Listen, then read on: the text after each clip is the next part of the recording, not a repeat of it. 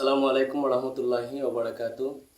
সম্মানিত প্রিয় দেশবাসী, আপনারা যে যেখান থেকে আমরা আজকের এই ভিডিওটা দেখলাম, আশা করি আপনারা সব আছেন বলা। আপনার জন্য আমরা দোয়া করি এবং খুবই গুরুত্ব সহকারে আমরা ভিডিওটা আপনারা দেখবা।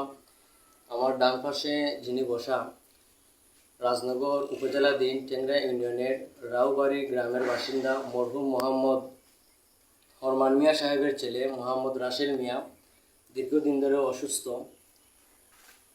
এই দুইটা কিডনি আক্রান্ত, কিডনির মধ্যে পাথর হয়ে গেছে। তো এর আগেই আপনাদের মাধ্যমে এলাকার সার্বিক সহযোগিতায় আপনাদেরই অর্থায়নে অনেকে দেশ থেকে বিদেশ থেকে টাকা দিয়েছিলেন। ওই টাকা দিয়ে আমরা মৌলভীবাজার অসুস্থ রাসেল মিয়াকে নিয়ে চিকিৎসা করছি। তারপর সিলেট গেছিলাম ইবনে সিনায়। সিলেটের কিডনি বিশেষজ্ঞ ডাক্তার সাইফুল ইসলাম, এই যে আমাদের ফাইল হাতে, ডাক্তার সাইফুল ইসলাম ওনারে দেখাইছিলাম। উনি টেস্ট দিছিলেন, টেস্ট করছি।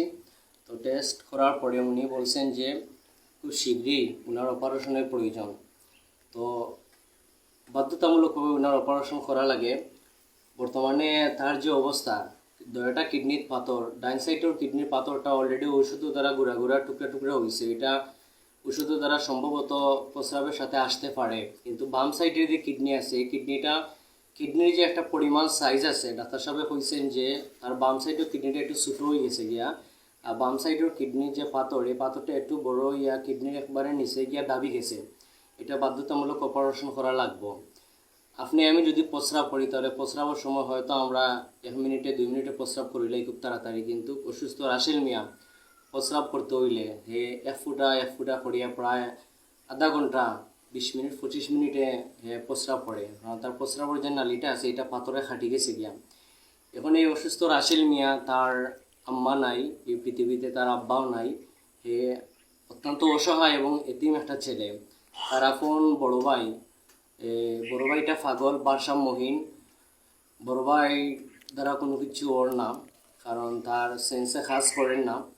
তো দেশবাসীর কাছে আমার অনুরোধ যে যদি আজকে তার মা কিংবা বাবা বাচ্চা থাকতা, তাহলে মা এবং বাবায় বাচ্চার শুকর লাগে, শান্তির লাগে, সুস্থতার লাগে হয়তো মানুষের এত দৌড়লা মানে দাঁড়ে দাঁড়ে গেলা মানে। এখন যেহেতু মাও নাই বাপও নাই, আপনারা সমাজের বিত্তবান যারা আছেন, আমি আকুল আবেদন করবো যে আপনার মাধ্যমে অসুস্থ রাসেল মিয়ার চিকিৎসার যে ব্যয়বহুল টাকাটা যদি আপনারা যে যেখান থেকে ভিডিওটা দেখরা অল্প অল্প করে যদি একটু সাহায্য করেন, মানুষের জন্য, জীবনের জন্য, এই কথাটার সামনে রাখিয়া একটু সাহায্য করেন, তাহলে ইনশাল্লাহ অসুস্থ রাসেল মিয়া আবার পূর্ণ সুন্দর জীবন পাইব। অলরেডি হে 5 ওয়াক্ত নামাজ পড়ে আপনার জন্য দোয়া করব। তার এটা সহায় সম্বলও নাই, শুধুমাত্র বাড়ির অল্প কিছু জায়গায় যে বিটাটা আছে, বিটাটা ছাড়া আর কিচ্ছু নাই তার খরচ করার মতো। এখন আপনার কাছে আমার আবদার যে আপনারা যে যেখান থেকে পারেন খুব মনোযোগ দিয়া ভিডিওটা দেখিয়া আপনারা অসুস্থ রাসেল মিয়ার পাশে আপনারা দাঁড়াইবা, এটাই আমার আবদার। যাতে করিয়া আমরা এই প্রচেষ্টায় অসুস্থ রাসেল মিয়া যেন আবার সুস্থ হইতে পারে। সুস্থ হইয়া নামাজ পড়িয়া আপনার জন্য দোয়া করব ইনশাল্লাহ। এখন অসুস্থ রাসেল মিয়া আপনারা সংক্ষিপ্তভাবে 2-1টা কথা কইব। আসসালামু আলাইকুম ওয়া রাহমাতুল্লাহি ওয়া বারাকাতুহু। প্রিয় দেশবাসীরা, আমরা যেখান থেকে সিলেটি ভাষা কইবা আপনারা যে যেখান থেকে দেখরা, আমি অসুস্থ মানুষ রাসেল মিয়া, আমার কিডনির ফ্যাক্টর, আমার মা বাপ নাই। আপনারা যা পারেন সাহায্য করবা, আমি আপনারা লাই নামাজ পড়ি দোয়া করি। ফাইলগুলো দেখাও চাই একটু।